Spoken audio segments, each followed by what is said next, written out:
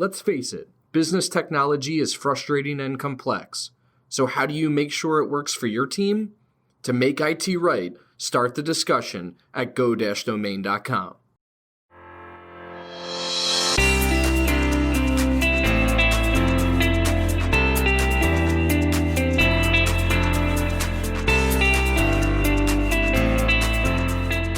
You're listening to Discussions by Domain, a podcast for business leaders. Our discussions may be with people you've probably heard of before, but the majority of our guests are in the trenches, professionals like you and I, with the same challenges and struggles of keeping up in the Northeast. They're implementing strategies, overcoming hurdles. They're leading the fastest growing businesses in our region. My name is Anthony DeGraw, Director of Partnerships at Domain Computer Services, and the host of this show. When I'm not talking with business leaders, you'll hear stories from behind the scenes of Domain and the ups and downs of our own growth journey, as we intend to take over the world. Just kidding. Well, maybe. Let's get into the show. Welcome to another episode of Discussions by Domain. I am your host, Anthony DeGraw, Director of Partnerships over at Domain Computer Services. We are welcoming back Jeremy Davis, outside sales executive with Domain as well. He's going to walk us through or flip the script on me as we continue to explain managed IT services, how we deliver it, what are our options, and different questions that we get to kind of make this more public and as transparent as possible, as that's the way we like to do things. So Jeremy, welcome back, and why don't you kick it off? Yeah, thanks for having me back, Anthony. Great episode last week. You mentioned we discussed Domain's approach to service delivery, specifically the 4 blocks and what each of those mean to our customers. For today's episode, I was hoping to dive in a little more specifically on the packages and even some of the pricing that Domain offers. I know that there's, if I'm not mistaken, there's 3 packages. Is that right? That's correct. 3 packages. So I think if it makes sense for you, Anthony, we could start from the top. I see complete IT support up here. I know this is typically the primary package. My hope here was to address this as it relates to the size of our clients, or maybe some of the industries that clients who partner with us work in. But let you take it from the top. What size companies typically benefit from the complete IT support here? Yeah, so this model, the complete IT, is our full-blown product offering. So this is where all the services come out, all the people are coming out. This is where we're bringing everything to the table. So as we mentioned in the previous episode, which people can go back and check out, but this includes all 4 service delivery areas that Domain is built out of. Each one of these is its own department. Once again, just for reference, we have service desk, reactive types of support. We have IT systems, which are making up your backup and disaster recovery, business continuity, cybersecurity, patching and monitoring, the entire technology stack that goes in place. The next area is your dedicated IT team. Internally, we call those network administrators. These are the individuals that are going to be associated with your account. They're going to need to know and be held accountable for the configurations and the entire setup of your business and how your users interact and work with your customers.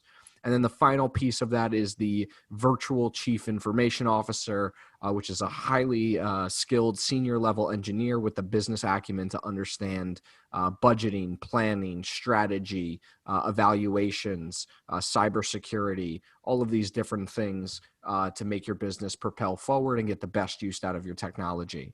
So from there, what we did is, all right, there's a lot of times where a company will come to us and say, I need everything, right? I need you to do everything. There's times where we'll work with IT managers or CIOs, and they'll say, I need a piece of this. So really what we're going to break down in today's episode, I would say, is when companies come to us and they say, I need everything. We're not going to hit the CIO or IT manager conversation today, but it's definitely a good topic for future. So complete IT support is what Domain has built its entire business around. And that is all 4 of those areas working very seamlessly together. And it comes with unlimited remote support and unlimited on-site support. And I'm going to kind of dive into those a little bit more because at first glance, they sound like, oh, okay, but then there's a little bit more to it. So unlimited remote support means any type of issue that's coming in, we are going to solve all of those issues as they come in, whether it's email, phone call, or the portal. Unlimited on-site support. A lot of companies will state this in the fact that they'll come on site if they need to, or they'll come on site if they can't handle it remotely. And that is the case for Domain as well, except we add in something that's a little bit different here. For unlimited on-site support, we are, whether you want us to or not, going to come on site proactively. So we're going to look at the month ahead, a week or two ahead, and we're going to reach out to our point of contact at the organization, and we're going to proactively schedule days on site for our network administrators to come there. Whether there's a problem or not, we're coming, and we're going to do what's called a proactive checklist.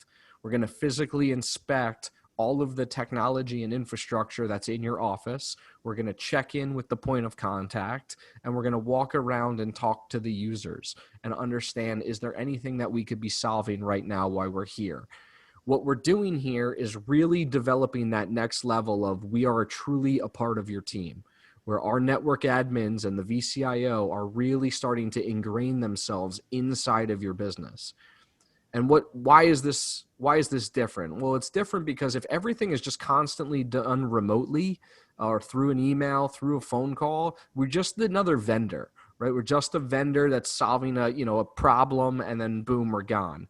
As you start to come back on site and bring the human element back into this, right? Technology is very good. It's getting better and better all the time. But at the end of the day, we're still humans, and humans still interact differently with everything that we put our hands on. So as we can bring back that human element and that level of service so that the end user and the company truly knows who we are and that we're there for them and we're there whether there's an issue or not, that's really where we start to differentiate. And it also makes us a lot more proactive. Instead of something just blowing up because we weren't there, we're able to get ahead of it because we're constantly checking in. Now, that could be on a weekly basis, bi-weekly basis, monthly basis. It all depends. But the point is that we're proactively scheduling days on site, whether we needed to be there or not, and becoming more and more a part of your team. So Complete IT makes sense for, and Jeremy, make sure you ask me follow-up questions if I don't answer all of the ones you proposed. But Complete IT starts to make sense for organizations with about 20, 25 employees. It starts to make sense when you have a physical office space and you have a physical infrastructure on site, and you're really looking for that team experience. You really want to be part of, you want those engineers to be part of your team. And it's a big difference. We usually get this call, and I think we've hashed this out before, so I won't go too deep on it. But you start to want more from the standard break fix. I call the gentleman over here. He charges me, let's say, $100 an hour, $150 an hour, and he fixes my issue and then he goes away. Well, the problem with that model is he can never get ahead. They can never get ahead of those issues. It's always fix the problem that exists and then move on to my next customer, right? And while they're fixing your problem, they can't fix everybody else's problem. So from here, the Complete IT is we're truly giving you all 4 departments that should exist in a well-functioned IT department, and we're delivering that as a customized solution directly for you. So right around 20, 25 employees is a good start for this. And our fee is, it starts at $22.50 per month. It's a month-to-month contract, so there is no 24 or 12 or 36 months. All of a Domain's contracts anyway are month-to-month on the Complete IT side. And we also don't charge onboarding fees, which is a little bit different in the industry. A lot of our competitors will charge what's called an onboarding fee. It's usually equated to about 1 month of service. So say your monthly service was $22.50 a month, they would charge you a $22.50 one-time onboarding fee to bring you on as a customer. Domain doesn't take that approach. We go at it a little bit differently, where we want our customers or potential customers to invest more in their technology and cybersecurity to make sure they're better off than by giving us money to onboard them. So what we do is a technology assessment. It is a paid technology assessment. It varies in costs. And we come on site, we do a full-blown 2 to 3 hours, engineers touching machines, inspecting equipment, looking at configurations, and then coming back to you with a list of recommendations that have business impact. So we break it down into business impact high, medium, and low, and we work through all of those different gaps, and we give you those solutions. And then we say, if you're going to come on as a customer under complete IT support, we're going to require our minimum standards to do business. And there's a reason for that. And it's a conversation about risk and liability. If we are as a business offering unlimited remote support and unlimited on-site support, whether we spend 1 hour with you or 1,000 hours with you in a month, it's all of our risk. It's all of our liability. So to prevent us from going out of business, really, at the end of the day, and to be a profitable organization, to continuously, better serve our customers, we have to set those minimum standards so we can get the right technology stack in place so that you're a well-functioning, well-oiled machine when it comes to IT. And the other thing is to protect you, right? You're going to hold us accountable, or you should hold any of your providers accountable for what they say they're going to do. Well, we just so happen to say that we're going to keep you out of trouble when it comes to cybersecurity. We're going to have a backup and disaster recovery plan for you. And we need to, if you're going to hold us accountable for those things, you have to allow us to bring in the tool set to do them. So we have clients invest in their infrastructure and their security posture. And therefore we can take on the risk of unlimited support, whether it be remote or on site. That's great, Anthony. It's super helpful. And it reminded me of last week. We had a big discussion around reactive versus proactive. So if I'm understanding this right, you mentioned the size of organizations, around 20 employees, but more importantly, organizations that are looking for all 4 blocks of that service delivery. Quick question on the unlimited on-site support. You mentioned the proactive on-site support in the sense that we're coming to make sure that we understand the systems, what we can improve on.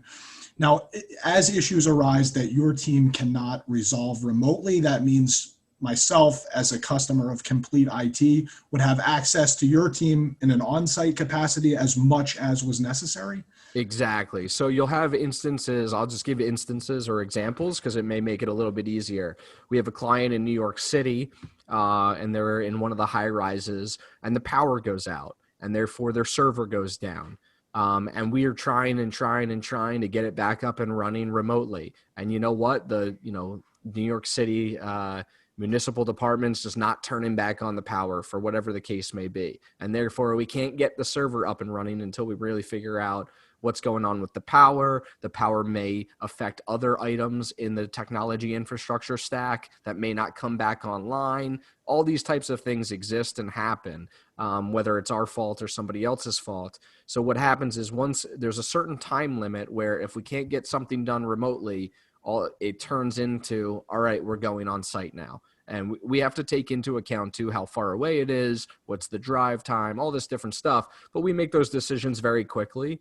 And we go and we make sure physically that we're there to handle working with the power company, getting the server and all the other things back up and running to deliver what we say we're going to deliver. So that's just one example where something could go wrong. And there's not anything you can do remotely to fix that situation where we would come on site. Got it. I know, Anthony, we've discussed in other conversations the idea of having a person within the organization who approves or is aware of the time spent on these types of tasks. Would that be true in Complete IT? Is there a point of contact that's aware and approving of your team coming on site or your team dedicating their time to fixing an issue? Yeah, so we have a concept we call them Authorized Contacts. And really that's for Complete IT, almost everything is covered, right? That's why you're going to go with that type of model is you don't really want to think about anything else. The only times where things aren't going to be covered is what we call projects or adds, edits, changes, new things coming into the environment. That's going to be done as a project or by our professional services team. And that's going to be a flat rated quote outside the scope of your monthly services. And that would be approved by the authorized contact or the point of contact. Another thing here that will pop up is after hours support. So when do you support your customers? We do standard business hours. It's 8:30 to 5:30.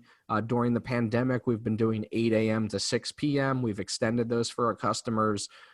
We also work with a partner organization that does it 7 a.m. to 6 p.m. So everybody has kind of little different business hours, but we primarily support professional service firms that are working during normal business hours. So 8:30 to 5:30 is usually pretty good.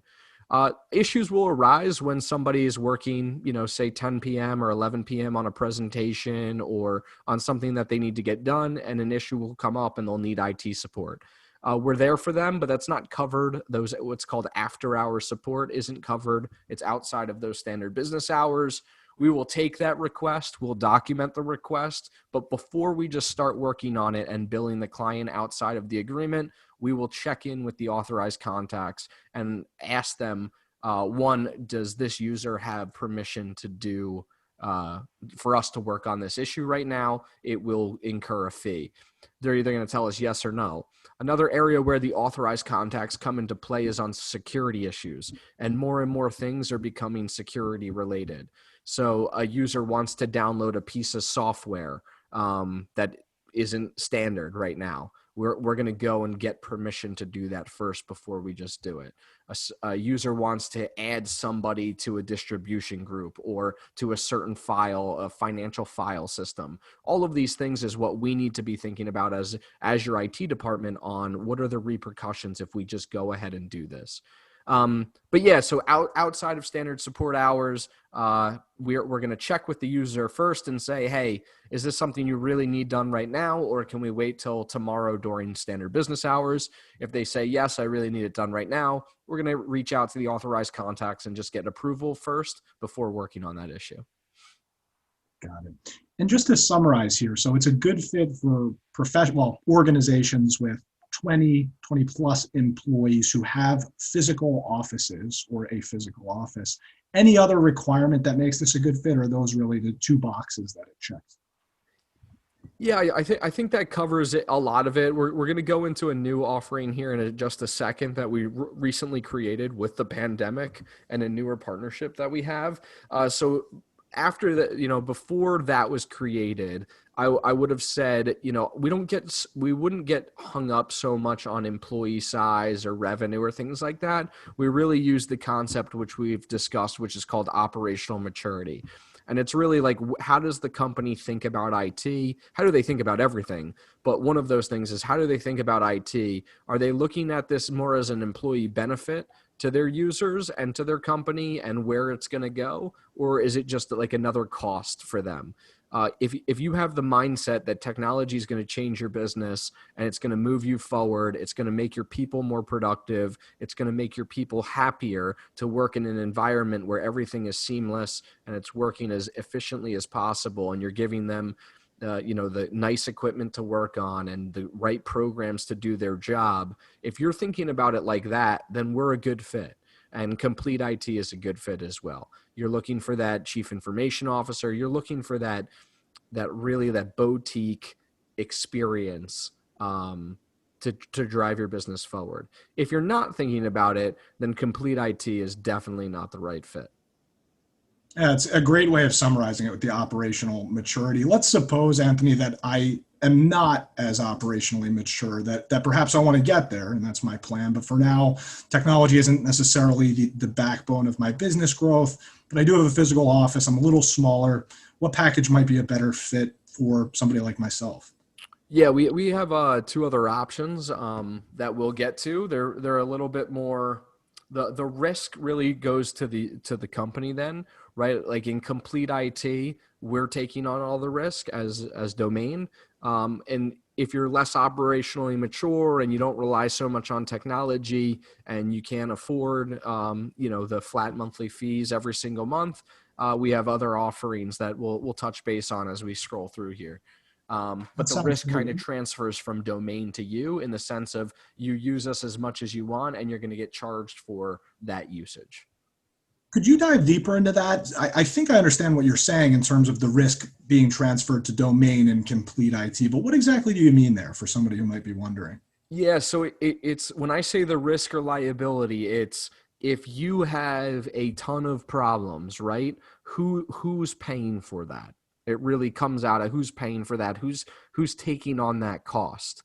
So if you're under an unlimited agreement, the provider, domain, or whoever else is taking on all of that risk.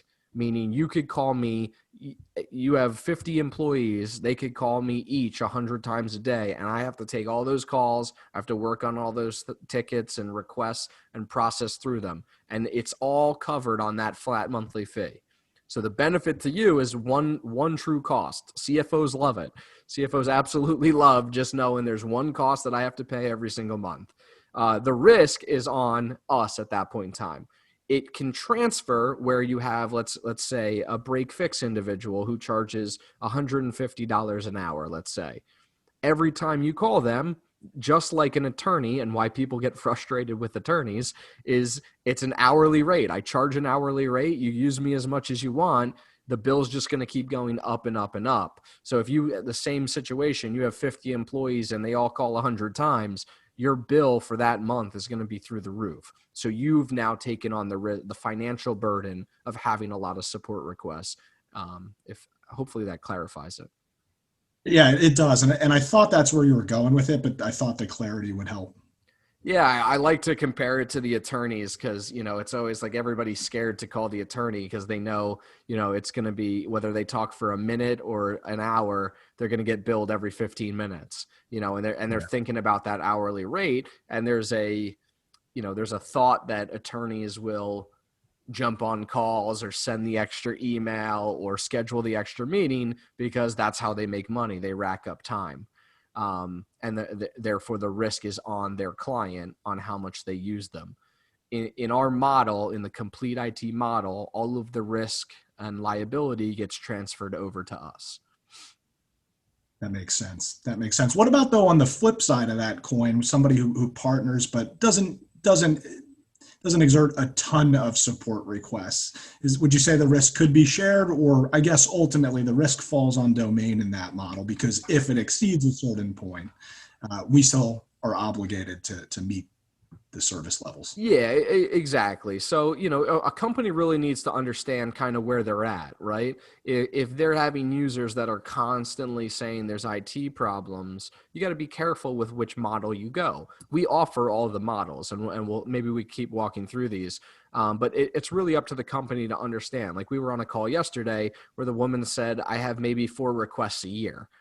Complete IT doesn't make sense, right? That's too much out of pocket to make sense for 4 requests a year.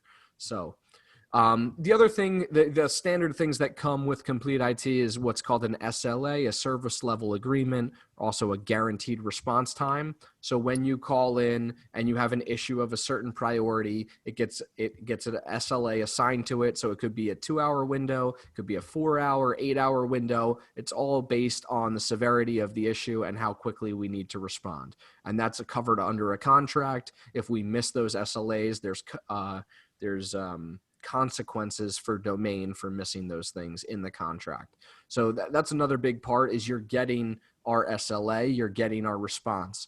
And you'll see how that plays out in other options.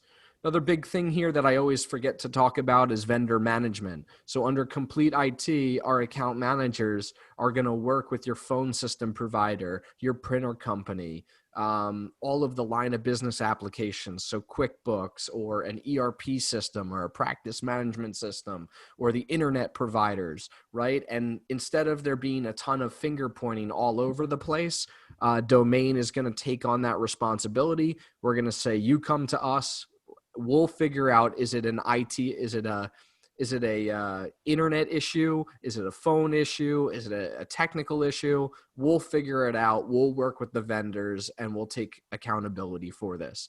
The benefit of that is your employees or you are not spending your time on the phone for 3 hours with Comcast or Verizon. It's a complete waste of time. It is definitely not your highest and best use. And even when you do get to finally connect with, let's say, the Comcast rep, you may not even know the technical language to speak to them to get them to move in the right direction, right? They're going to start all the way at step 0 with you versus when we get on the phone with them and use our authorized contacts that we have within those organizations, we're going to be at step 15, where you're going to be at step 0 and get completely frustrated all the way through. Another piece of this is software, hardware lifecycle management. So a lot of companies come to us and say, I just got hit with a $50,000 bill because I have to buy all new computers for my users because they're out of date. Or I just got told I need to buy this new $20,000 server because nobody ever told me that this was coming due. So hardware lifecycle management is all about constantly having an inventory of everything that you guys own. Where is it at? How old is it? What's the warranty? When does the warranty come due?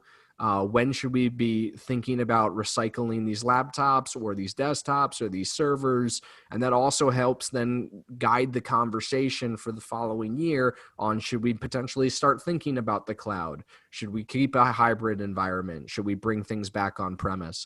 So the hardware lifecycle management is where a lot of people or business owners get caught off guard with costs, unexpected costs, and our goal is to always have a plan for those so that in 2021 you have to invest $15,000 in new laptops for your employees, for these, let's call it 7 employees. We're always going to be prepared for that and have an inventory of that for you. Like I mentioned, you're going to have those network administrators that are called the dedicated support team. And they're going to know your business inside and out. They are actually held accountable to full documentation of your network configurations within your environment, and doing those proactive work when they're on site. And even remotely, now that we're in COVID, those are also getting done remotely for the most part. And it's their responsibility to know your business inside and out as much as they can from an IT thing. And then we have a secondary engineer that backs up the primary engineer. And the reason we do that is people go on vacations, they get sick, they move on from companies, whatever the case may be. There will always be 2 engineers within our organization that know your environment like the back of their hand. And then business IT consulting, right? We talked about the VCIO, the budgeting, the planning, the strategy, but then you can get into fun stuff too. You can get into, how do I use or evaluate some new technologies, maybe a new phone plan. You have Zoom out there, you have Microsoft Teams out there, you get a lot of cool, new, interesting things, Slack. Then you get into ERP systems and practice management systems. All of these things are big business decisions now. They cost upwards of 10 to hundreds of thousands of dollars to implement with large monthly fees. And a lot of people get the shiny demo from sales and marketing on the best features and benefits. But a lot of people don't look into the cybersecurity aspect. They don't look into the backup aspect of the data that they're putting there of their customers. And they don't get into the technical technical requirements for whatever they need to host that system on or that platform on or that software on. So we bring that to the table where we'll actually do those evaluations too from a technical lens and then be able to give recommendations. So you're not just making a business decision on the features and benefits of a product, but also the other things that are important to you. Finally, we include backup and disaster recovery in our complete IT. We include firewall management and patching and monitoring. So there's 3 things that we include in here just because they're non-negotiables. So whether you want them or not, we're bringing them, we're putting them in place so you can hold us accountable for those. And then we work with all the other security solutions and stack those on top of them. I guess we'll transition from there and kind of say, all right, so where do you go from there, right? And usually we want to educate people on what is the full-blown offering so you understand how this should be done the right way. From there, we developed what's called remote IT support or remote IT. It starts at $1,500. And the only difference between remote and complete is that we're eliminating the unlimited on-site support. So when we need to go on site in this type of situation, we will bill in addition to your flat monthly fee. So this is great for smaller teams, 5 users, 10 users that want that full experience, the VCIO, the dedicated team. They want that whole kit and caboodle, but they may not have a full-blown office. They may be working out of a WeWork or a Regis or some random offices. They may be working out of their homes. We're working with a lot of startups right now, Jeremy and I, on, they have 1 user in New Jersey. They have 9 users in California, but everybody is remote.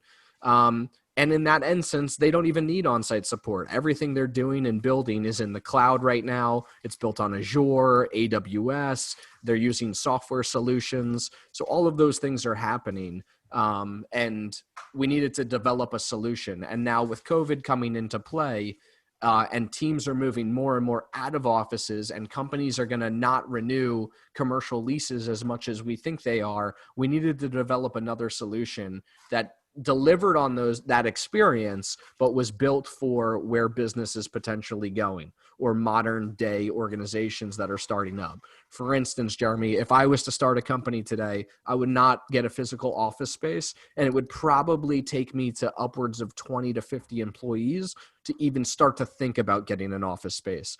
And by the way, I would probably even limit it there, because I would be thinking about, if I'm trying to hire the best talent in the world or get access to really good people, they may not all be in my backyard in New Jersey. There may be somebody that's really good and I want on my team, but they're out of Florida and they don't have the ability to move up here or don't want to.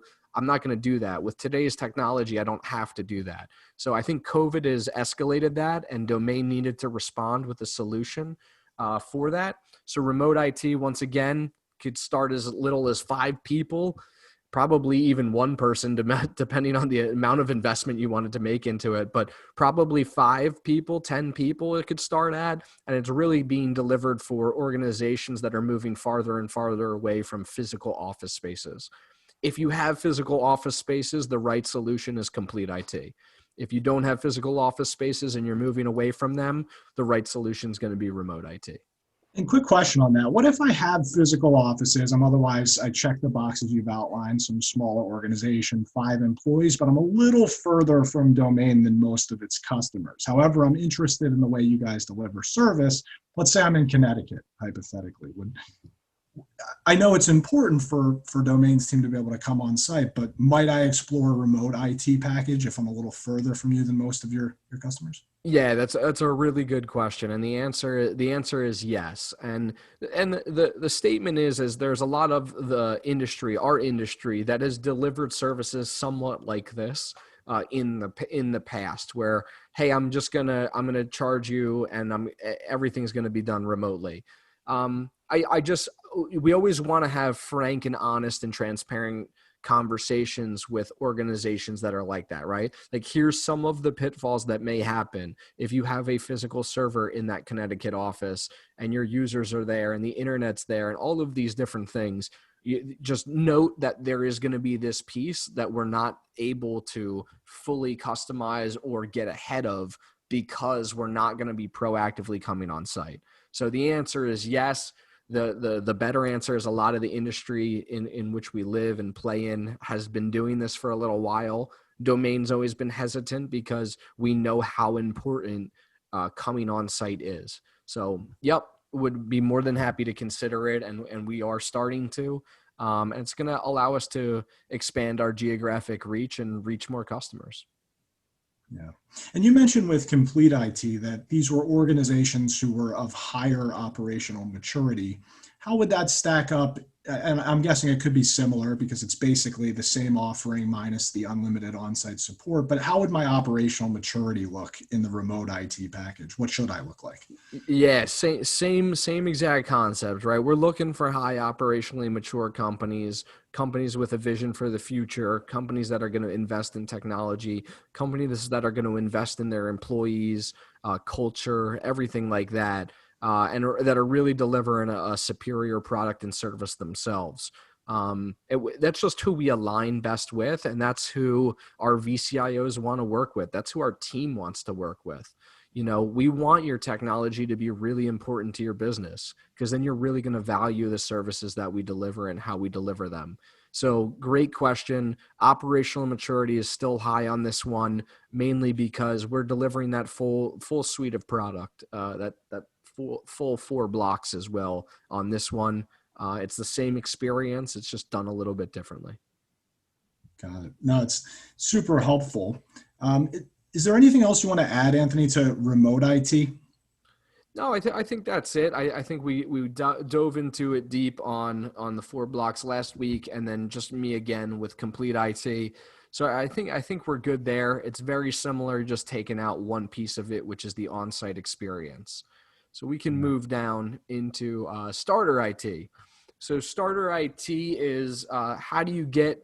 We get a lot of calls of like, I'm not ready. My operational maturity is not there yet. They're not going to say those words, but I'm not there yet for full blown complete IT or remote IT. I really don't need unlimited support. I don't have that much going on. And hey, that is completely fine. Like that is, as long as you're recognizing that and understanding that, and you understand the best way to deliver IT, I'm fine to walk back from there. But I need you to understand exactly the best way to do this. And then you're making the conscious decision to work with us in another level.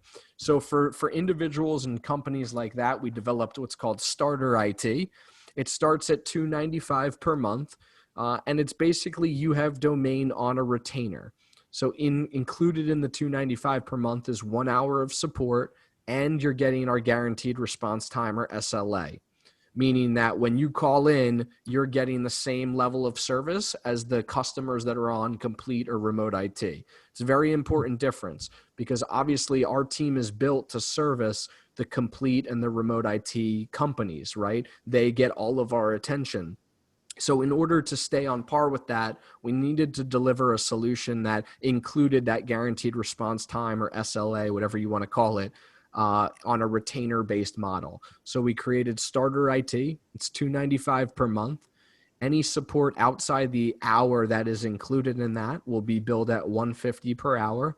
And it is it's billed in 15-minute increments. So you're on a phone call for 25 minutes, you're going to get billed for 30 minutes worth of time. If you're on a call for 2 hours, you're going to be billed for 2 hours worth of time. So that's really it. It's really to get access to Domain's service desk, our entire team, and our response time. And it's a way to engage with us and have us on a retainer. I think of it very similarly to attorneys. I have my attorney on a retainer to work with him. When I need him, I give him a call. When I don't, I don't.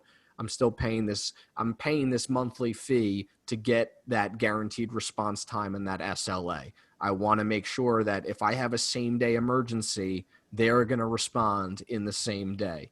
That's the key difference here. And I think sometimes it's hard to articulate, but the key difference here is that you are getting access to our service desk team, our entire team, with a guaranteed response time. So if an emergency happens, you give us a call, we have to respond within our guaranteed SLA. It's great, Anthony. And it seems advantageous to a prospective client that you'd get the same SLA as the customers who are on remote and complete IT. You mentioned that that was the reason this was developed, is they get all of the attention anyway, and how do we create a level playing field? You mentioned that the starter IT package comes with 1 hour of support in that $295 per month. Let's say that we're, in terms of support requests in a given month, our first month, we don't really have any, just for 1 month. Would that roll over into the next month, or is that a use it or lose it? Yeah, so we have this conversation all the time. It is a use it or lose it situation. It's not. I think one of the CFOs we recently worked with called it like the cell phone. Is it like the cell phones back in the 90s when you had rollover minutes? And then cell phone companies removed rollover minutes, as you know. No, this is a use it and lose it. There's 1 hour included. If you use it, you use it. If you don't, you don't. You move to the next month. That makes sense. And what about in terms of a specific situation? Let's suppose that we use it in 1 month to resolve a specific issue around logging into a Microsoft application. But it turns out that this issue is something that should have been fixed so that it wouldn't have reoccurred. The following month, the same thing happens. It's a recurring issue. I assume, especially in the starter model, that this is a case by case basis. But how would, I guess the question here is, how would the domain team try to avoid reoccurring issues so it's not something that is constantly coming into the support Yeah, that's a queue? really good angle, and I haven't thought about ever explaining that, but I like that you brought this up. So, as part of being part of Starter IT and all the other levels above it, but Starter IT as well, is you're getting access to our account management customer success team. So at this level, they're responsible for your account and making sure you're happy with us and that service is being delivered, right? You're not getting access to the VCIO here or any of those other things we talked about, but you are getting access to an account manager that's dedicated to your account. And that account manager is responsible for understanding how are you utilizing your agreement with us. And every single month we're running reports and they're being held accountable to understanding how are you using your agreement. Are you running hot, meaning are you putting in a lot of requests? And maybe you should get graduated up to a remote IT or a complete IT. So they're constantly monitoring that, and they're having conversations every month with customers that are exactly that. Like, hey, we have another offering that you're probably going to save some money if you move to, just based on the standard demand that you're giving us in terms of this. Another thing here is you're going to have systems built on top of it. So we've had some customers that have said, I still want you to manage my backup. I still want you to manage my firewall. I want you to include patching and monitoring and remote management. Well, all of those things build on top of Starter IT, and all of a sudden you get pretty close to $1,000-1,200 a month, and it makes sense to even then just move up to the remote IT. So yeah, Starter IT is the baseline. It's you want to have somebody on retainer to call that's got your back. That's where you're starting, and you build upon there. And then our account management team is responsible for understanding how are you utilizing your agreement with us. What's your relationship with us? How do you feel about us? And is maybe there a better solution or recommendations too across your environment on how to get more secure and better service out of us? No, that makes sense, especially knowing that there's an account manager there to at least address the recurring issue to evaluate whether another option might make more sense based on the usage. Last question that I have, at least at the moment for Starter IT, is we've talked a lot about the 4 blocks, and I understand how the 4 blocks translate to complete, certainly, even to remote. I guess my first question for Starter IT as it relates to the 4 blocks is, which one of the 4 blocks does this model relate to more strongly than others? Is there one that it relates to? Yeah, so Starter IT is relating completely to the service desk area of service delivery. You're getting access to the service desk team, a number, a phone call, an email address to call when you need some help reactively. So it's a reactive based model.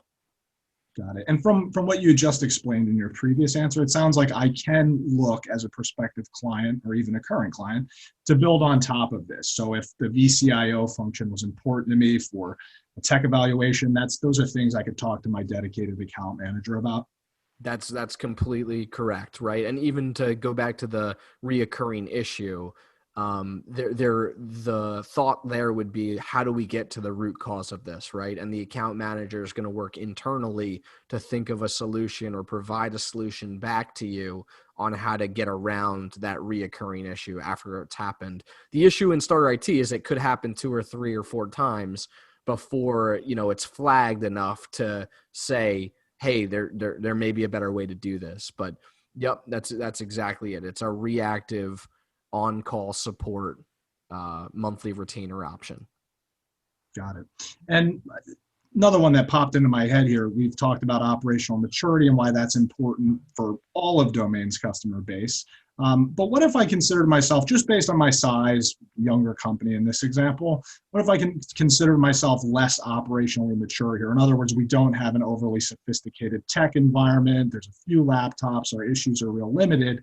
Would Domain still work with me as a partner here under the Starter IT Yeah, model? absolutely. So when we talk about operational maturity, it's not to throw anybody off or whatnot. It's what we strive for every single day, is to be operationally mature in everything that we do. So that's who we best fit with. That being said, you can be operationally mature and not rely on technology to do your job. So I'll give you two live examples, one that's a customer and one that we just talked to yesterday, right? One's a land surveying customer of ours currently. We brought them on last year, and they're under this model, starter IT support. However, they are very, they have probably 9 or 10 employees, land surveyors that are out in the field. So they're driving around in trucks all day long. They're getting out, they're on site, they come back, they log their notes and whatnot. It's not heavily relied on by technology. They're not sitting at a computer all day, every single day doing their job. They're out on the road. They do have some employees that are in-house that technology is more important for. But they came to us and kind of needed to understand everything, right? Because there's a lot of times where you have to be empathetic to the people and business owners. They're going to take advice. They want advice. They want people to proactively give them the solution or what to do, and then they'll gauge if they can invest the money or not, right? So they've come to us and said, give me the breakdown. Give me everything that I need to do. And we laid out a couple of the main things: backup and disaster recovery, firewall management, patching and monitoring. This is the type of technology standardization you need across your company. Here's the different ways we can provide support to you. Here's Office 365 and how to work better and be more productive and collaborate. So they came to us for all of that, and we just laid all of it out for them. And then they were able to determine, like, hey, this was their actual words. I want to invest more in my technology infrastructure. So meaning a server, a switch, a firewall, the move to Office 365. They had a certain budget, and their thoughts were, let's use that budget to get the right tools and technologies in place, and let's go lower on our support model because that's what we can afford right now. So they were a potential great fit. Their mindset was there for complete IT, but their budget wasn't there, which is fine. And then they had to determine the best use of their budget. And they went, let me get all my ducks in a row with my technology investment. And if I do that right, the hope and the goal is that I won't need so much support from you that I think I need right now. And that turned out to be true. It was the case. So they invested a little bit less on the support model, so starter IT versus a complete IT, but they took more of their budget, invested it in the technology. Real quick, another example is a irrigation company. They do sprinklers and irrigation for businesses out of Connecticut. And same type of thing. Like, hey, I'm only in business 10 months out of the year. Of those 10, 8 are hot and we're running and we got people working, but a lot of people out in the field. We got a couple people behind the scenes. 2 of the months out of the year, January and February, we're completely closed. So for somebody like them, it would not make sense, no matter how they think about technology, it wouldn't make sense for them to pay, let's call it $22.50 a month for January and February when they're just completely shut down. And we walk them through this. So for them, it's going to make more sense, and based on their unique needs, to move with the starter IT and get the benefits of that, and then use their other money to invest in the technology as well. So what we see on the smaller spectrum, or companies that just don't rely as much on technology as a professional service firm would, is that they really need to decide on how and where they want to put that budget. And they're usually, as long as they have the right mindset, and you can tell it, some people, they wouldn't be calling us if they didn't, or they're just frustrated with how it's being delivered now, and they know there's a better way. We have to explain to them the better way, which we do. And then from there, they need to determine how they would like us to support them. That makes sense. That makes sense, Anthony. Is there are those the 3 packages in their entirety for domain computer services? Any hidden packages or anything else that you'd want the audience to know about? Yeah, so I'll take this off. I'll stop the share now, and there is one more. It is not a package.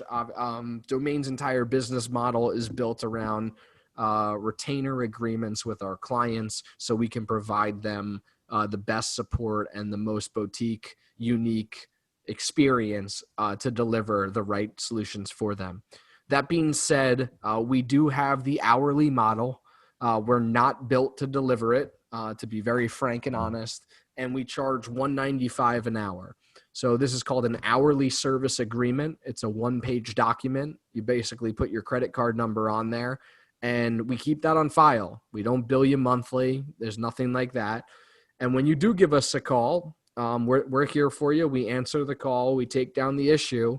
But there is no guaranteed response time with that. And if you're telling us on that phone that you need us to respond today, there is going to be what's called a same-day emergency response fee of $495. And then you're going to pay $195 an hour for us to solve those issues. Same thing, billed in 15-minute increments. So Domain is really moved as a company, and who we best support is the customers that engage with us on one of those three tiers that we talked about: complete IT, remote IT, or starter IT. We do have engagements that are outside of that are just what are called hourly support agreements. It's a phone. You have a phone number to call.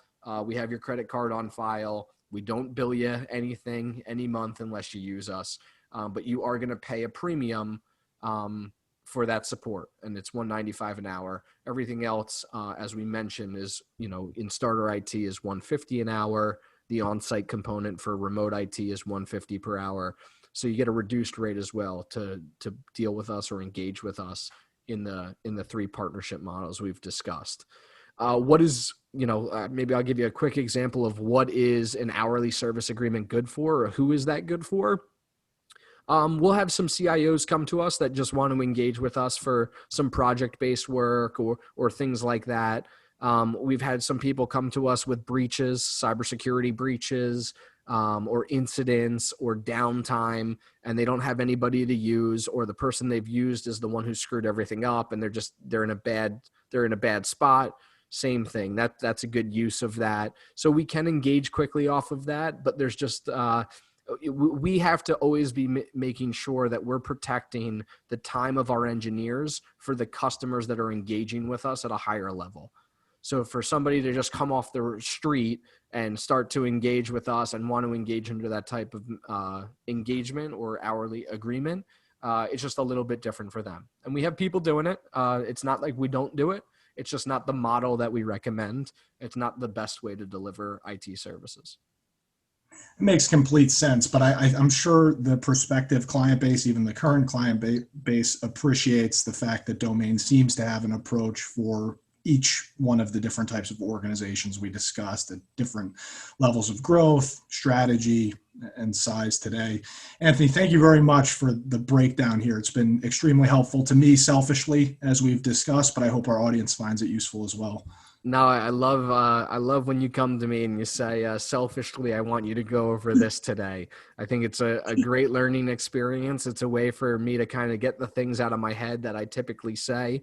It's a great way for it to educate the audience, great way to educate you and others that come along. And at the end of the day, my goal is always to be as transparent as possible, and that's Domain's goal. So all of this information resides on our website. We don't hide any of our pricing. We can walk you through it. Jeremy can have a conversation with you, or I can. And that's the way we are. That's the way I am.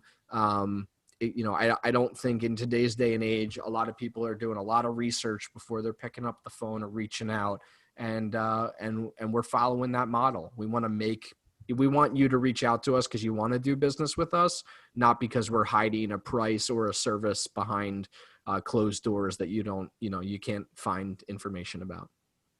And how do you instruct, Anthony, your team to sell, or what is the sales methodology? You mentioned how transparent Domain is, pricing's on the website. I have to imagine this isn't a hard sell type environment, that you're looking for customers who can benefit from your solution, but how would you describe your sales approach? Yeah, I would probably push back on you and ask you, now that you've been here for 3 weeks. But my one word is education. I think all of us, if we take our business hats off and we go back to being Anthony at home or Jeremy at home, or Jeremy as a father and Anthony as a father, and we're looking at how we purchase things, not within our business, and how do we like to do it, and how is our friends and families doing it. I think would all agree that I saw a post today that it was like, I can explain selling in two different ways. It was like pre-2000 Google and then after 2000 with Google, right? It was like explaining that, like, before Google, this is how you would sell. You would hold the information close to your chest. You'd keep all this info. They had to reach out to you, and they needed to, so you could explain what was new. You could go and knock on their door and they'd be interested to listen because they weren't getting this information or this new approach anywhere else.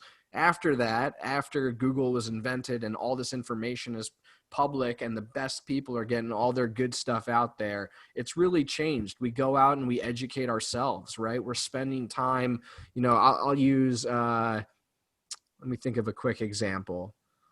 Oh, a great one that I bought in the business and one that I didn't. I don't know how much time we have left on the recording. I'm not getting a warning message yet.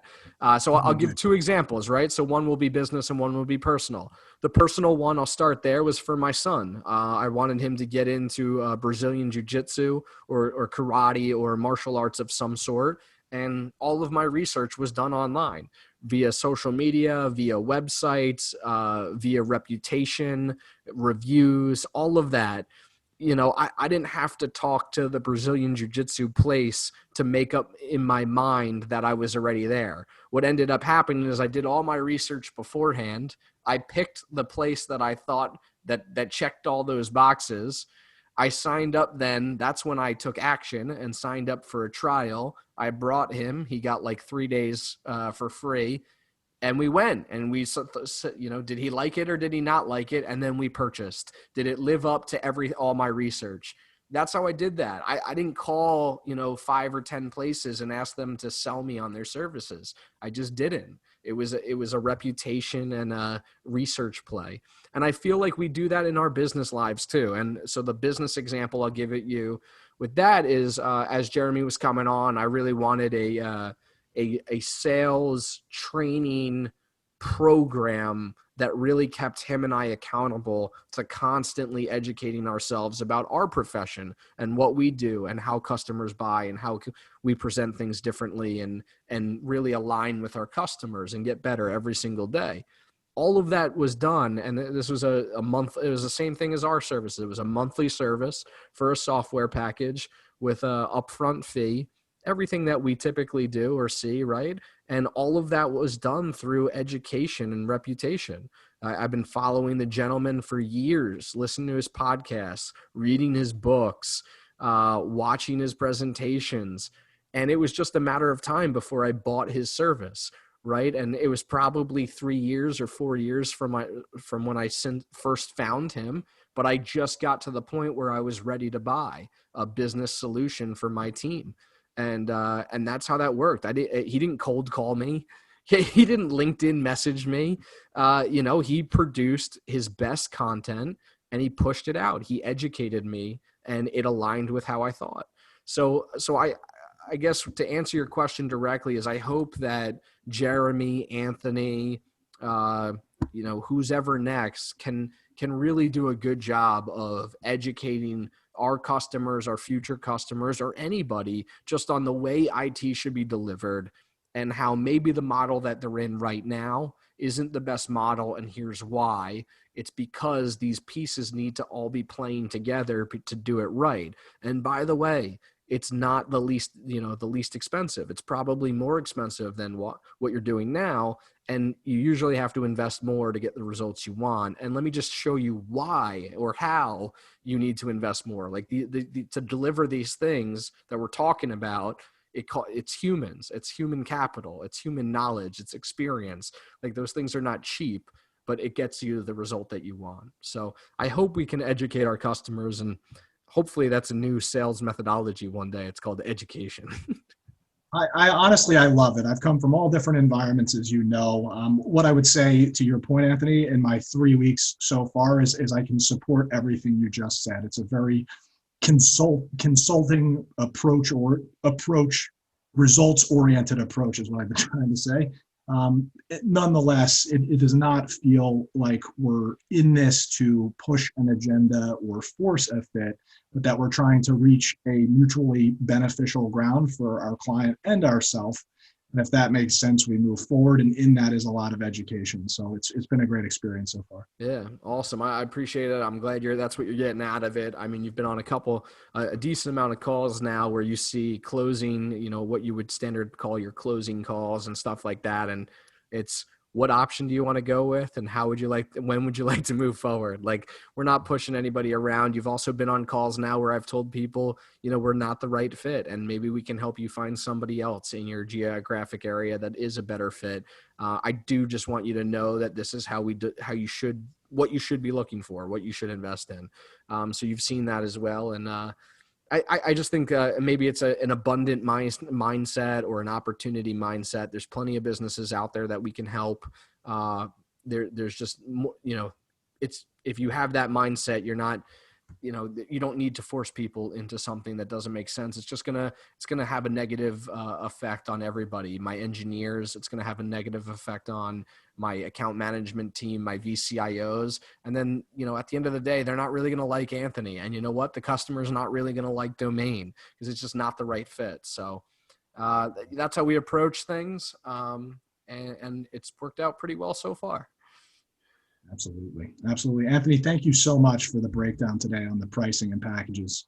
Awesome. Jeremy, thanks for another episode of Flip the Script. And I love that we're doing this on Fridays and keeping it going, man. I'll see you next Friday.